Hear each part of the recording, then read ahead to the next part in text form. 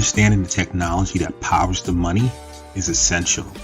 Knowing the business drivers that inspire how the money is made is crucial. Bridging the gap between the mind of the technologist and the mind of the business is monumental. That is what TBF is all about. Let's start this never-ending conversation. It's time.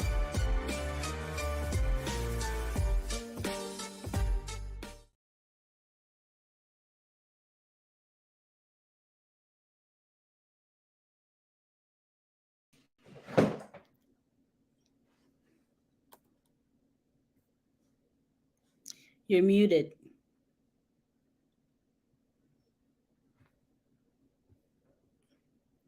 You're muted. So wow, I was like talking a whole lot of crap and I was going in and I was muted. Wow, that really happens. Maybe that was for a reason. You know what? That was for a big reason. The people on Instagram Live heard me. Listen, this is the Tech Behind FinTech, back for another exciting show. I have the Cybersecurity Super Recruiter and friend of the show, Renee Small. The title of our show today, right? It's a whole interesting story. We have to get into like how we got to this title, why we're doing the show, and so forth. Right-sizing cybersecurity. How many team members do you really need? So, before I introduce Renee, matter of fact, no, let me introduce Renee first, and we're going to talk about the story, how this came about. Renee Small, Cybersecurity Super Recruiter. Although she's a friend of the show, we have to do the bio because it's pretty impressive. Cybersecurity Super Recruiter Renee Small helps people take the mystery out of breaking into cybersecurity. She's passionate about building best-in-class cybersecurity teams. In 2017, Renee received the Stevie Award for Female Entrepreneur of the Year. She is a #1 Amazon best-selling author of Magnetic Hiring, a contributing editor to several cybersecurity magazines, and she co-hosts a podcast called Breaking into Cybersecurity. Welcome, my friend. How are you? Hello. I am happy to be here. Listen, I have to say, you're a friend of the show. I think you hold the record for the most appearances on the Tech Behind FinTech in 3 years. And let me tell you something, right, to the audience. Every time I do this show, right, some shows, solo shows, it's a lot of preparation work. Friday mornings, it's like, and Thursday nights, it's a whole thing. Although I prep for your show, when you come on, though, it's a whole different experience. Like, for instance, this morning, I went to jujitsu. After jujitsu, I had a circuit. I swam. I'm like, Renee's going to be on. This is going to be a cool, great conversation. We're going to teach, inform, back and forth, light work. I love when you're on the show. Yeah, I love being here. I did the same, as you know. I went to Pilates, got my little workout in, so I'm ready. Excited to be here. And excited to be back. I haven't been on LinkedIn in forever. And when I posted this, I was like, yeah, let's go. Let's get this going. We got to help some people get jobs. We have to, share this content and just get it back going again. So the folks on LinkedIn, you're going to see me all the time now, again. I took I think it wasn't really a 6-month hiatus. It was a 6-month hiatus for a whole bunch of different stuff. But anyway, I'm back. Let's do this. I love it. I have to try Pilates one day. I'm into yoga now, but I have to try Pilates one day. Pilates. What did Steve Harvey's daughter say? It'll change your life. It's so addictive. It's so addictive. Which daughter said that? Lori Harvey. Interesting. Yeah. Interesting. The one that's all the way out there. Yeah. I'll leave it at that. Look, we have a lot to cover today. Look, some basic housekeeping, right? We are filming live from Facebook, LinkedIn, YouTube, Twitch. We also have a stream going on from Instagram as well. So these are the different platforms on Facebook, LinkedIn, YouTube, and Twitch. Feel free to drop a comment, share your insight, ask questions, and we'll bring your question to the screen so you'll be part of the show. Yeah, man. And all that's the housekeeping stuff is done. And now we're going to get into it. So before we get into the main topic, let's cover some news things going on. So this is an interesting article that I found, right? It's actually on LinkedIn. It's one of their trending topics. Employees unite against return to the office. White collar workers protesting return to the office policies at companies such as Amazon and Starbucks are winning support from their frontline colleagues, the New York Times reports. Warehouse and store employees tell the Times that they have nothing to gain from seeing office workers lose out on the flexibility that the pandemic proved was possible. At Starbucks, for example, baristas have voiced agreement on social media with corporate employees who seek to continue working remotely. In turn, the corporate workers have petitioned management to allow free and fair union elections across the stores. What are your thoughts on that, Renee? I think it's pretty funny. Um, it's a challenge.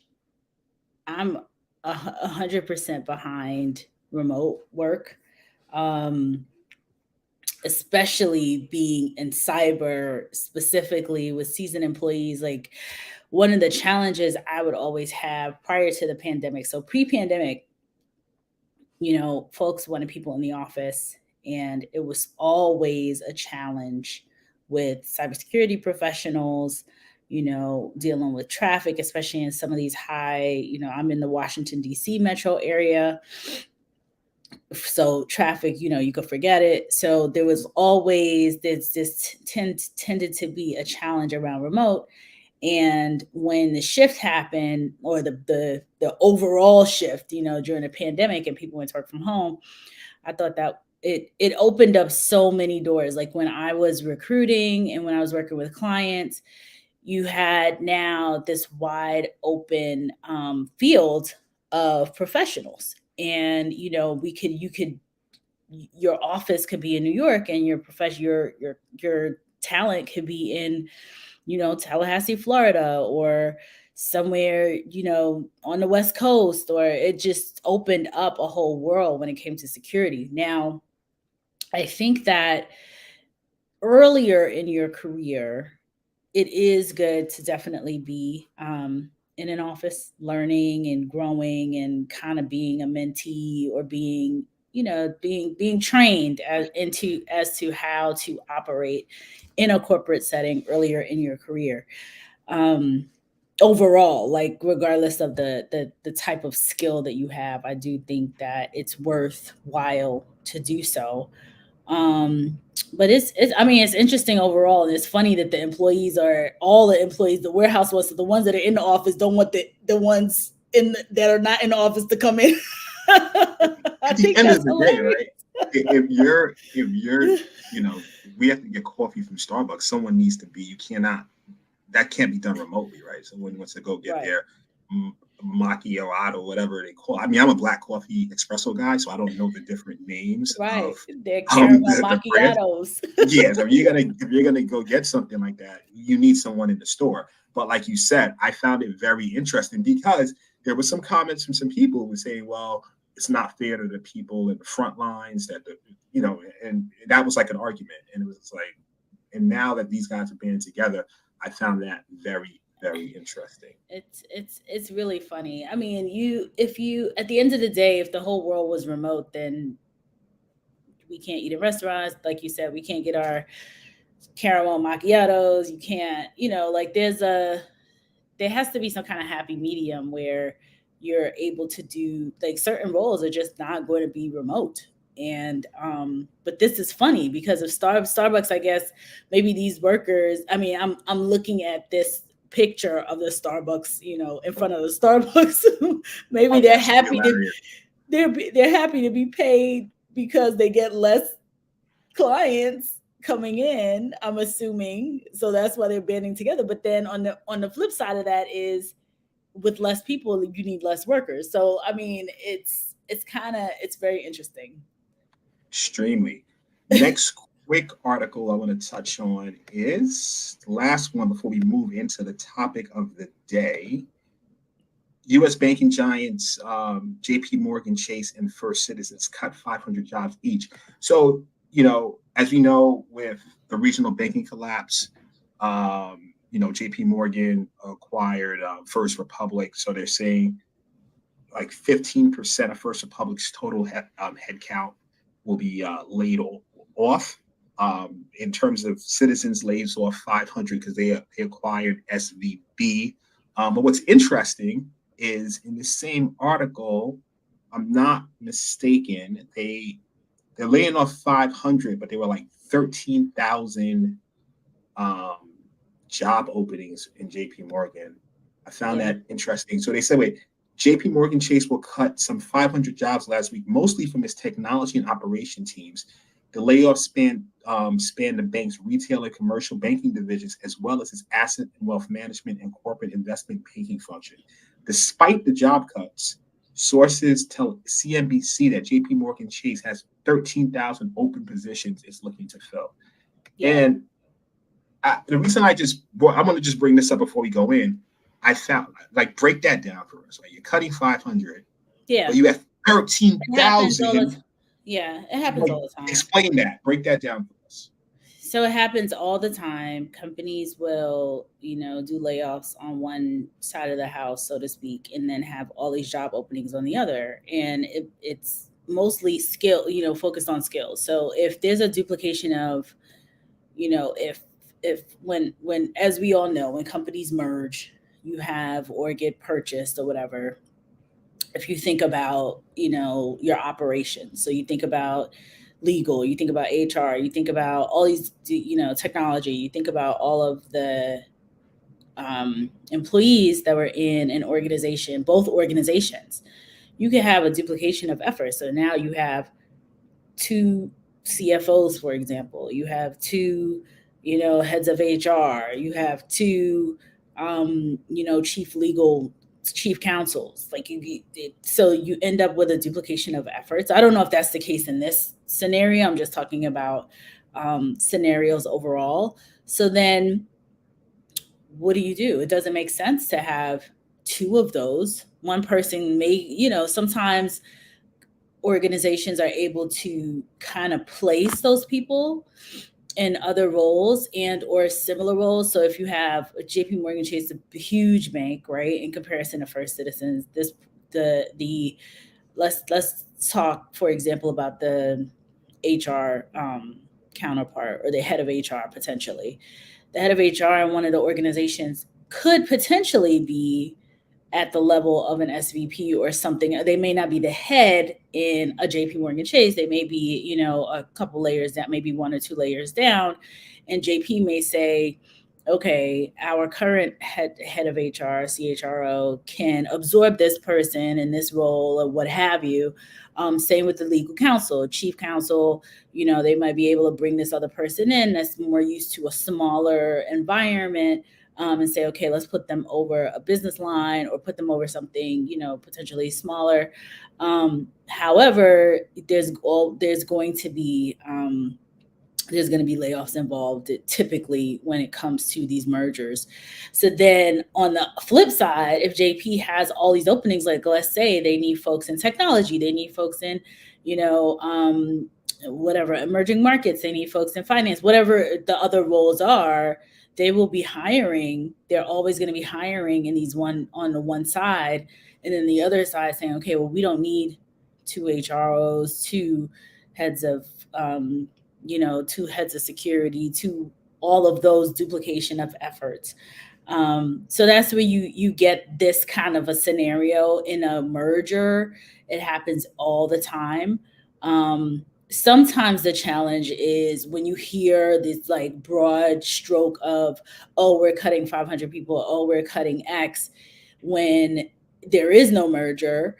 And again, it tends to be like either they're outsourcing a division or they don't need the skill set anymore. So, you and I were earlier talking about like ChatGPT. If let's say they had, I don't know, 50 editors or whatever, like a number, and now ChatGPT shows up and they don't need as many. So now you have, a technology shows up and now you only need 10 editors. You don't need 50 anymore. So you're going to cut those 40. And then will that skill set the skill set that they have, is that useful for some other role, one of those other 10,000 positions? It's possible. So a lot of times they'll cut on one side. I remember when my last full-time position at Freddie Mac, there would be layoffs and groups. Some of those people would get replaced. They would get, they would quote unquote be laid off. Well, not quote unquote, they would be laid off, but then they would have like 30 days to look for opportunities internally. And a lot of the people would be able to look for another, they still had to interview, and they had to be, they interviewed just like any other internal employee, but there was a lot of internal mobility, which was great. So you were able to absorb, that the cuts in one area to be able to replace, or fill some of the positions in the other areas. So, and for a lot of, the folks that have been around the block a couple years, like you and me, we've seen this game played 1,000,000,000 times. For the folks who are newer to their careers, this is kind of what happens in corporations. It just is what it is. All right. So thank you for that. Let's get into the main topic: right sizing cybersecurity. How many team members do you really need? So let's give a backstory. So it was last year fall.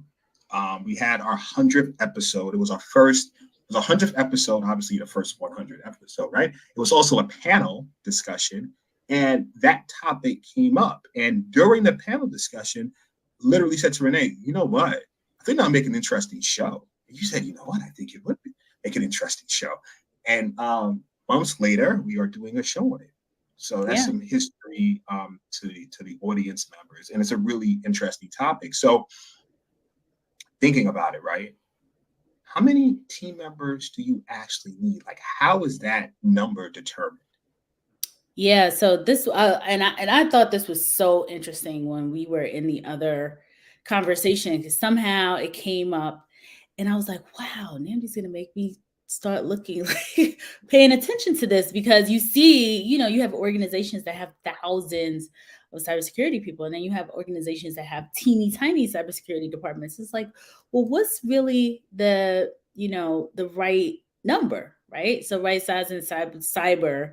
And I think there's a couple different factors that you have to keep it, multiple different things that are you have to focus on. So if you're in an industry where it's mandated that you have a chief information security officer, you have there's at this point, at this stage, I don't know which companies aren't mandated, but I know some of the main ones are like financial services, obviously. So if you're dealing with credit cards, you're dealing with finance, you have to have, a point person. So you have to have your chief information security officer, and then you have to have a level of security to protect the data of your clients.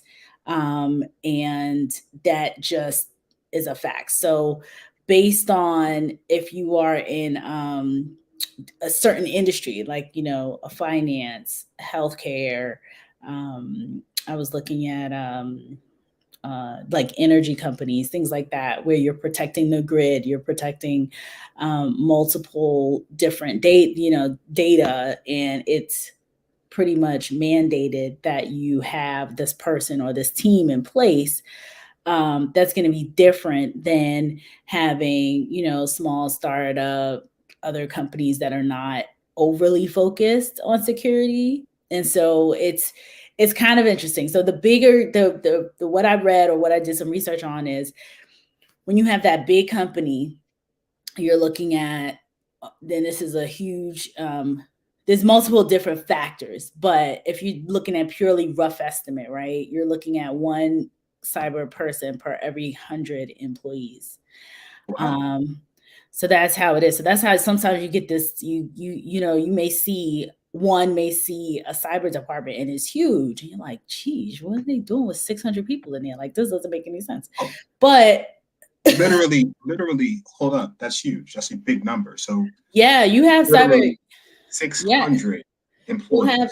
You'll have some You'll have some departments, you'll have some, but you got to think about if it's a global organization with tens of thousands of employees, how is that going to impact? How are you able to protect not only your clients, but your staff, your employees? You think about, again, this work from home stuff. When COVID hit and all of the employees had to work from home, it just opened up so many more challenges for security. So security people I was in the middle of recruiting and everybody wanted more security folks on their team, because now you have to protect, like nowadays everybody's remote versus when you're in the office, you had some people in the office, you had some people remote. Occasionally, like people would take off to go to a doctor's appointment or take their kids to do something or what have you. It was very different than the entire workforce being remote. And then you're opened up to potentially you have your kids on your laptop. There's just so many openings for issues. Go ahead. The attack vector definitely expanded. Attack vector absolutely expanded. It's huge at that point. Right. It's unprecedented, right? Obviously, no one expected the entire world to shut down, but in some cases, businesses still have to go on. So, question on that: what have you seen? So obviously, we just talked about some layoffs. Small in comparison to the size. 500 is a drop in the ocean to a JP Morgan. Like you said, global organization. How has the layoffs, from what you've observed, impacted cybersecurity teams? It hasn't as much, from what I've observed. And I was just doing right before the show, looking at the industry and the most recent articles, coming out in April and May of this year, about cybersecurity talent. And it's still, I think the latest number was something like 3.5 million open positions still today. 3.5 million open positions in cybersecurity. Yeah, I'll have to. I'm gonna look it up because I want to make sure I have the right the actual number. But I was literally just reading about this and I thought to myself, wow, it's still the same. And the article said, I think it might have been CISO Dive. I'll find the article and try to put it up either here or afterwards. But they talked about, it's the same more or less story. The folks that are, companies looking for seasoned talent as usual, always looking for quote unquote unicorns, people that can do multiple different things, which is again, you're looking for a unicorn. You look like you want to say something. I want to know the definition. I love our conversations because it just starts going in different angles. And sometimes these conversations spawn into a whole other show. Because as soon as you said that, I'm like, dude, a show like that, like a cybersecurity, what is a cybersecurity unicorn? And diving into how to become a cybersecurity unicorn in fintech or something like that. That's a potential show. We might have to use that clip for a future show to say how we came up with it. But can you explain that? No, I love that. I love the fact that it's so funny right now. My daughter, who is she's into unicorns heavy. And I found this this company called Afro Unicorn. It's so cool. So the unicorns have afros, and so it's so awesome. So as I said that, I immediately thought about her because she's so into, she wants everything. She wants the T-shirt. She wants it's like, I want the shirt that has all the different color unicorns. But but the thing is, again, with the, when we say unicorns, we're talking about people with all of these unique skill sets that may not be able, by themselves. You have leaders looking for two combinations of skills. So you want someone that has, these awesome communication skills and be able to communicate really, really well. And then, some additional really technical, super technical skills. And the two typically don't mesh. Typically. So, a unicorn could be as simple as having this level of the, wanting these two particular things. It's like that usually doesn't work. Like and yes, you have people who can do both. However, it's going to be like a very, very unique skill set to get, someone like, that's why those people, the folks who do the presentations and stuff, are so that people want them to come and present so often, and they're so popular, because typically a technologist or people who are really, really, really focused on, super techie, are on most of the time not, the flashy, I want to get on stage and talk about this stuff, and talk about it so that a regular lay person can understand it. So maybe be able to get up there and talk about to other tech, their peers, but for the world to understand, for other people, for the rest of the corporation to understand, that's like a unique skill set. So, or two different technologies, you might want somebody, you may say, oh, I'm looking for, an architect that can also do, I don't know, incident response. Like, it could be all these different little things. And it's just like, well, how would they get that experience? That this doesn't make any sense. So they have, in my humble opinion, I think it's it's in NIST and some other places, in regards to the skill sets, it can be, to me, broken down into like smaller pieces. And with that, you get more junior people involved. You get other folks that can kind of build like their specialization. So you have your threat folks, you have your, your incident response folks, you have your SOC, if that's even still people still doing, you have your SOC folks, you have all these different these areas where you can start your career or start building and do 2 years here, a couple years here, whatever, and then start rotating. Because yes, as you go up the line it's called lattice, instead of saying like lattice, that you can go across and do get different experiences, almost like a rotation. So then you become a more well-rounded security analyst or security engineer or whatever the case is. And then you're able to kind of like move up or move into other roles. So it's just that employers are strapped for cash. As always, there's always budgetary things. There's always, there's a talent crunch just as it is. You trying to find, it's just very, very difficult to find the people, what you really truly need in one person. And that's what ends up happening. You look for one individual to do all these different things, and that drives up that leaves you with an open position, because you're not going to find that. And it's so interesting you say that, when you start talking about unicorns and looking for this magical person, it just reminds me of a quick story. I was talking to my older sister about, we just about unicorns in general and the whole concept of it. And she was just like, oh, I don't understand. And I was like, let me ask you a question. She was like, what? And I was like, when's the last time you've seen a unicorn? She was like, I haven't. And I said, exactly.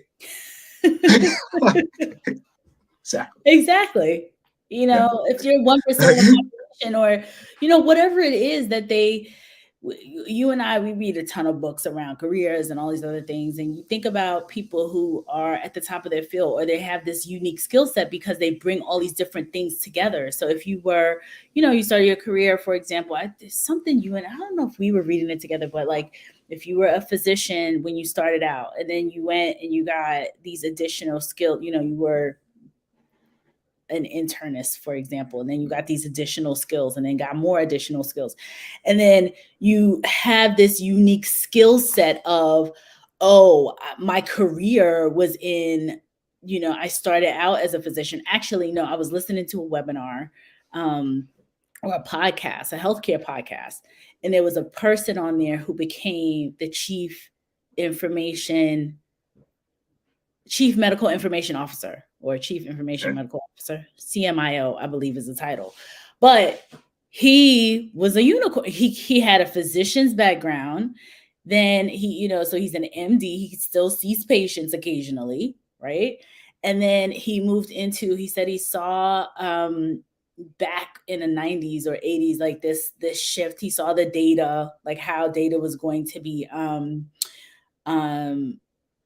recorded in the medical industry. And he talks about being so ahead of his time, like, you know, back then thinking, oh, it'd be great with remember, if you think about the paper files that we all used to fill out when you go to the doctor's offices, all the paper, getting that, moving that data onto online, you know, onto computers. And he was one of the first people. So he started working or getting, I don't know if he got the degree or he got certifications, but he started educating himself in data, like data analytics, all this other stuff. So he now has this additional skill set that your standard, you know, especially back then, and maybe now, you know, because everything is so technologically, like you can't do your job without technology. It's a little bit different now, but back then he would have been, he's a unicorn. Like he's a MD, he sees patients, and then he has this skill and potentially a degree in information technology focused on data. And so you can bring like the clinical side and all these other things. And then you're also bringing in this technology piece. I don't know how many people out here are doing stuff like that, you know, but if every company, like think about if, you know, you have hospitals and they all want people like him, it's not going to work. It's not going to work. You're not going to get a data analytics doctor, such a Dr. Namdi, the data analytics guy who also sees patients on the side. Like that's not normal. That he's a unicorn. He's a unicorn. And when you have your whole company looking for people, like if your standard is this is the guy we're looking for, this is the lady we're looking for, then you are going to have a bunch of open positions. I in talking about that, I definitely see the topic of the next show is like, how do you build or create a unicorn? But back to this topic, because we're going to talk about that offline, and we're definitely doing a show next month or the next 2 months on how to create a unicorn. It's unicorn in general. Like I absolutely want to go in on that. Yeah, when you have a unique skill set, and we'll get into it, but yeah, it's not a difficult thing to do. It's usually merging two skill sets that creates that, or even three. I see that for a show topic for sure. But let me ask you a question back to this topic, right? So you had that interesting stat, right? One cybersecurity professional to 100 employees. So, you know, you can easily see how you can that builds up. So, you know, 1,000 employees, you have 10 supposed a cybersecurity team of 10, whether broken into different teams or what so have you. What are the potential risks of overstaffing the cybersecurity team? That's a great question. I don't see, because cyber is so understaffed. The reason why you're not hearing about big, huge layoffs in cyber is because they're already stretched so thin. They're already understaffed. I personally don't see a risk. I mean, to me, overstaffing, I would always, if I could, when I was in like internal in a company, and I saw a couple candidates that came through the pipeline, and a manager liked those candidates, and you only had budget for one, I would always help to make the case to get another one, because you can't, because it's so that, you know, the market is so tight when it comes to cybersecurity talent. You don't really see a whole lot of cybersecurity people floating around for a long time if they're actively looking for work and have the skill set. You don't. You see, you know, companies still actively looking, you know, with these open positions and things like that. I don't see a challenge with overhiring, especially when it comes, I mean, outside of the budget, right? So budget risks. That person could be, especially junior people, especially people who are new to the career and want to get that experience. They could just be different. They could be shadowing people. They could be doing, you know, all the things that the seasoned person is like, I've done this 1,000 times. I could train somebody up to do, like in your job, in my job and recruiting, there's all these parts of your job that you've done 1,000 times, and you can easily like, oh, I could train this person to do this stuff. I could train someone to pick up, to be quote unquote my assistant, so to speak. Like, okay, learn this piece, then learn this piece, then learn this piece. Then in a year or two, you have a fully baked cyber person because they've, picked up a little bit of security architecture, picked up a little bit of being a SOC analyst, picked up a little bit of, threat intel. They've done their, rotation. And now you have someone who understands your culture, because one of the biggest challenges in companies as a whole is the culture piece. So, you have someone now who's more seasoned, and instead of you having to post a position, because we know that the talent is going to continue to turn over, instead of you having to post this position, you could be growing someone internally in your department to put into a role that is going to come available in a year. It. That word is used so much. The culture word is used so much, especially, when you're talking about HR recruiting and internal company dynamics. Can you, in terms of our conversation with right sizing, getting this number of people, how do you ensure the culture is maintained within the organization, especially when you're dealing with, like you mentioned before, this unicorn? We're not talking about technology skill sets. We're talking about communication skill sets and so forth, mixed with the technology skill set. So, lack of communication is a whole other issue. But in building that team and right sizing it, how do you ensure the culture? I mean, it's hard. That's one of the toughest pieces to figure out when you're hiring someone. Are they going to fit within the team? Are they the right fit? Talk about right sizing overall.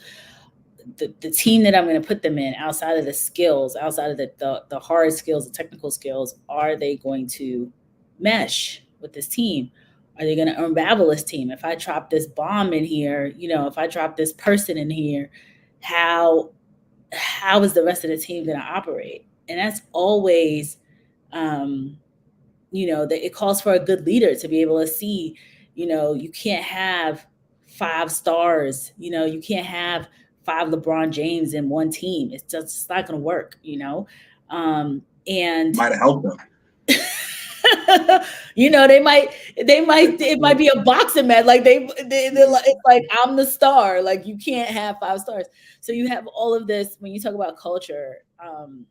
There's the team dynamic, there's the company dynamic. I mean, there's so many pieces to it. I was listening to another webinar recently. I've been listening to all these CIO webinars. And this one guy said, he was in a large company, Fortune 100 company, and he had employees that would come in. And he was like, I would have these guys that come in and they want to do everything. Like, they want to touch everything because they're bored. Like, they can't just do one thing. And in large organizations, you're a specialist.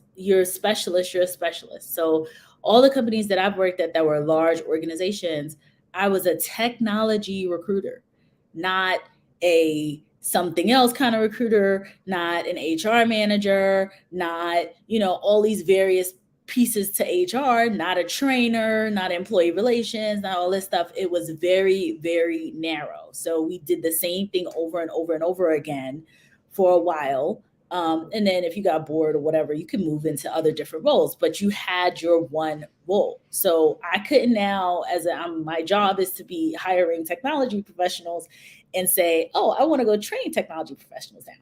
Or, oh, I want to go deal with, some employee relations issue where, somebody's mad at their manager and they want to complain, or, whatever it is, or some manager is having a challenge, or 2 employees are fighting with each other. And, that's a different skill set. That's a different part. It's still HR. It's a different part of HR. Now, if I was in a smaller company, right, usually your HR manager in these smaller companies, they deal with all of this. So they're doing some recruiting, they're doing some employee relations, they're doing some training, they're doing a little bit of a lot of different things, because it's a smaller organization. There might be 1 or 2 people and they just do it all. But in the larger organizations, you have one person doing that. And then if someone comes to me, if Namdi says, look, the guy next to me is trying to fight me, I need you, Renee, can you help? I can't help you, but I'll put you on to. Can you help him? Can you help him? Yeah, might be a problem for him. Help him not give you up. Can you help him? Then I can't help you. I will transfer you. I will turn you over to your HR employee relations person or your HR business partner or whoever. Right. So that's how large organizations work, and it works that way for everything. So in security, you can't come in and you're the incident response team and you're over here and now you want to do forensics, or you want to do something. Like, it doesn't work that way. So he was saying he had a team member, or he would get people and they want to do everything, and he was like, what was it was an awesome quote. He said, handymen don't build skyscrapers. And he said, and I'm going to write something. I listened to this and I was like, wow, that's such a good quote. Handymen don't build skies, yes, if you want to go and do a little bit of everything, then this is not the right culture for you. It's not the right fit. So part of, that culture fit, part of it is stuff like that. That's why a lot of times you'll see big companies want other people from other big companies. I mean, it's hard because then you tend to not get, diversity of thought, so to speak. So, somebody that worked at a little company might be helpful coming in with, well, we were nimble and we had to do this over here. So maybe we could take some of that experience from that and maybe infuse it into this. But overall, it tends to be like a culture clash. So you have a lot of companies, you'll see this over and over again. You probably have seen it in your career. If you're a large, company finance guy, you're likely going to get hired by another large finance company because they're like, oh, he knows how it works at JP. He knows how it works at Bank of America. He's going to know how it works, here. You know what? That's an interesting point you made. I think that's like a jewel for the audience, because I've seen it in play. I've experienced it, right? Earlier in my career, worked at a ton of Fortune 100 and big global organizations, and you just start seeing some people I work with, how we just jump from bank to bank to bank to bank to bank, and I just assumed it was, we're doing similar stuff, but I never attributed it to a cultural thing. And that's an interesting perspective, because I just saw us all, a guy would work here and he might go to another bank for a few years. He might even circle back to the same one, but it was just like, for a while, it was just this, everyone, especially the New York scene, were just moving from bank to bank to bank. And then knowing the same people, like, oh, this opportunity, I'm going to come back here and do a contract. But I just thought of it always as a skill set thing. And, this is what we do. They need the service. It's similar in terms of the technology program we're going to service. I never thought about it from a cultural standpoint. That's this conversation. So that's deep. That's very interesting. Part of it is skill, because a large bank or a trading platform or something is typically not going to have what some small finance organization. It's usually, all the banks use very similar types of products, services, all that kind of stuff. So that's one component. But yes, the other part is knowing, okay, this person's going to be, I used to have to recruit Java developers like crazy, right? Java developer, they work at Bank of America, they'll be good for JP, they'll be good for this company, and you just know that this person, they get it. They know that they're not going to be doing Java today and something tomorrow. Like, you're going to be a Java developer for the next 2 years in this role. That's all you will do. And if you're, this because you've been at Bank X, and, there is some nuances with these, big corporations, but more or less you understand how the training works. You understand how the management works. You understand, so you're not going to be able to do, you're not a Java developer today and doing Ruby tomorrow. Like, it's just not, that's not how it works. You're not a Java developer today and doing project management tomorrow. That's not, you got a team of 1,000 PMs. You know what I mean? Like, and people don't fully understand, like, that's why a lot of leaders, they'll say, yeah, I want more, give me somebody out of try to find me when they come into a external recruitment company like mine. They'll say, sometimes, not all the times, but they'll say, yeah, it would be great if we had people out of this organization. Like, they've worked out really well over here. These folks that have been trained up in this or this company, blah, blah, blah, they will work great. And that's why you're talking about the New York scene, where I was the one doing the poaching. You were moving around, and everyone's kind of, it almost becomes comical because everyone's moving in the same circles. Like, you're leaving JP, you're going to Bank of America, you're leaving there, you're going to Deutsche at the time, or, Credit Suisse or whatever, like all the different financial services companies and, the investment banks and what have you, because you have the same skill set. They know how you've been trained. They probably knew the MD who used to be there before, or whoever. And they're like, okay, these people, I know if they're trained up under such and such, this is the kind of, like, if they were able to deal with this person for 2 years, they're going to be, they're going to be good. And facts, like, I know this, like, okay, this person we heard is like hardcore. If they were able to be under this guy or this lady, for the woman, whatever, for 2 years, then we know that person, for over here, it'll be a cakewalk for them in this environment, So that's where some of that culture stuff comes in. Obviously, the skill set is, you have to have the skills. Like, that's kind of like the basic, and then everything else is on top of that. So we're getting close to time. I gotta be respectful of your time. I know you have 1,000,001 things to do, and so forth. I want to ask you a final question before we start wrapping things up. Can you share success stories with teams that got right sizing their cybersecurity department right, like totally on point? Like, whether it's the mathematical formula that you gave in terms of 100 to 1, or just in general, like, what did they do? Like, what are the success stories, and what did they do to accomplish that success with right sizing?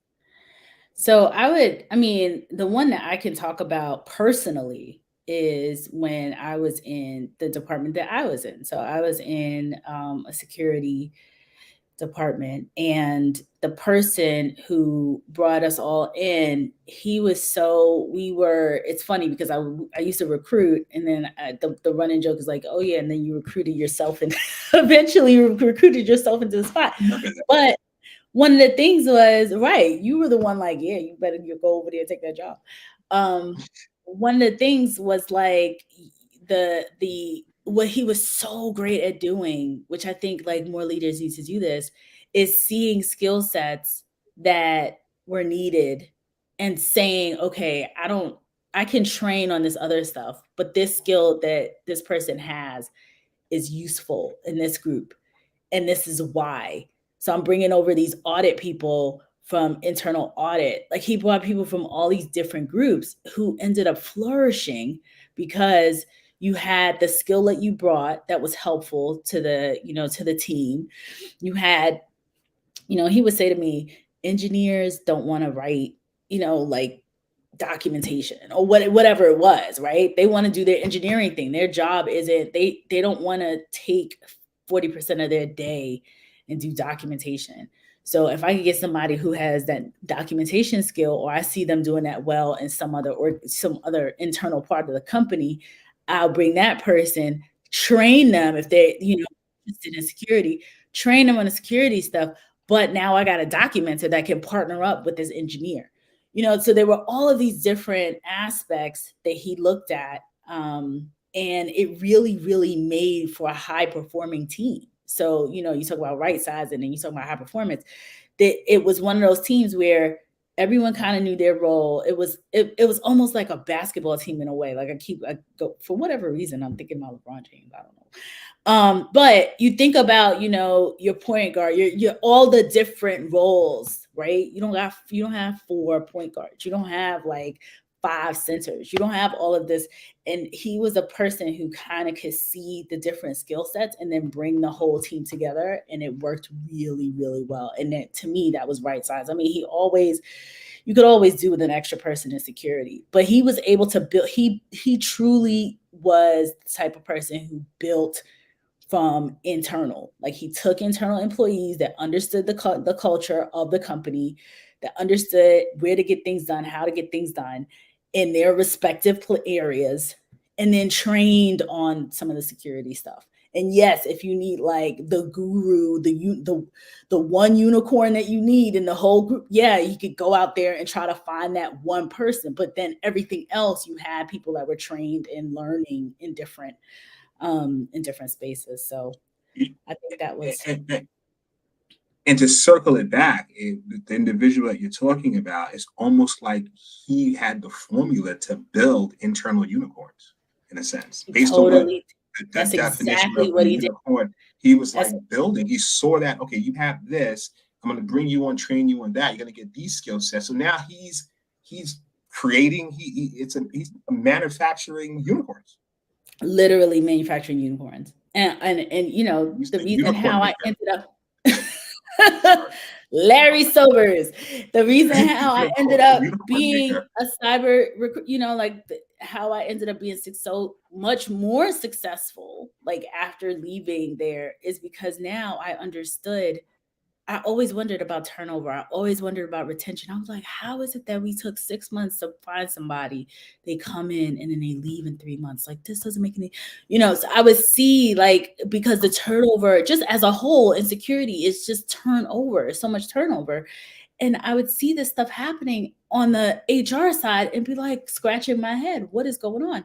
But then when I got in there, I was like, oh, this is what's happening, you know, so you get this other insight. And so when I came back around to start doing recruiting again, it was just so much more robust, because now, you know, you've been in the sandbox. Like, I would in the beginning say I was a baby security person. You know, I was a SOC analyst. I did this stuff. Like, I get some of what, not everything, but I get some of what you do. I was in the space. So yeah, he did. He created unicorns. You became a unicorn, because I think one of the greatest skill sets that you have is the ability to, when you're talking to security professionals, you actually you were one yourself, right? You went from recruiting to security, and that's a unicorn-ish type thing. Like, right. So you were one of his unicorns. Very interesting. Listen, always great having you. Let's get a message from our sponsors real quick, and before you wrap up. This show is sponsored by Strategic Generation. They provide cybersecurity for sales enablement. What does that mean? That means helping your sales cycle with cybersecurity initiatives, because what do partners or businesses that you go after leverage? They need due diligence. That's what Strategic Generation helps you with. You can find a link in the show notes regarding setting up appointments, and you can find them at strategicgeneration.com. Renee, how can people find you? On LinkedIn. So you have my LinkedIn, Renee Brown Small. That's the easiest way to find me. And I'll be on more often now. I took a little bit of a break, LinkedIn break, but I'm back. Can you drop your company's website? cyberhc.com, but it's just going to send you to my LinkedIn. That's how you click on my LinkedIn profile. Okay. We have to do that for the podcast. So we have our podcast. Absolutely. So we want people to find you. Yeah. Find me, cyberhc.com, email, or LinkedIn, Renee Brown Small. And if you Google my name and or Cybersecurity Super Recruiter, I'm usually the first person to pop up on Google. Now, like, most people wouldn't see that, but that's just like the ultimate flex right there. Listen, just Google me. Google me. I love it. Just Google me. Just Google me. You'll see my Have you Googled me? Just Google me. You're fine. How do I get in contact with you? Do you know who I am? Yeah, Google me. You'll see it. It'll come up. I love that. And on that note, thank you very much for being a supporter of the show, for actually inspiring me to create this show. That's a whole other story that we talked about in previous episodes. And just being an awesome BFF. For those that don't know, best friends forever. Really appreciate you. Always And fun. you have I love a great weekend. And to our audience, thank you very much for watching the show. Thank you for your comments, your DMs. Really appreciate you guys. Every Friday, 12 p.m. live, you'll catch us back. So look forward to another episode next week, Friday, 12 p.m. And as we talked about with Renee, we want her to start being a regular guest. So look forward to that. Hashtag security peeps, right? That's your hashtag? Security peeps. I'm coming. Security I'm peeps. here every month. I love it. And I think that's all, folks. Make this weekend spectacular. Yes, I said spectacular. Live it to your best, and we will catch you next week, same time, same bat channel. Cheers.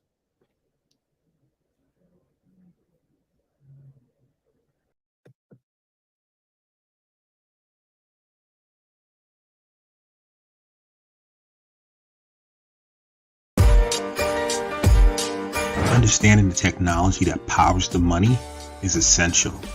Knowing the business drivers that inspire how the money is made is crucial. Bridging the gap between the mind of the technologist and the mind of the business is monumental. That is what TBF is all about. Let's start this never-ending conversation. It's time.